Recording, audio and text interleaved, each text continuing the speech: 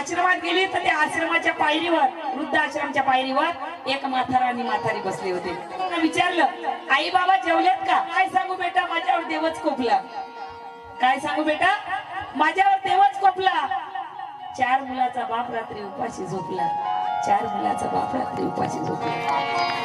अरे वंशाला दिवा पाहिजे म्हणून कित्येक नवस केले देवाकडं. देवानेही प्रसन्न होऊन वंशाला 4 दिवे दिले. अरे वंशाचा दिवा जरा जास्तच तापला. 4 मुलाचा बाप रात्री उपाशी झोपला.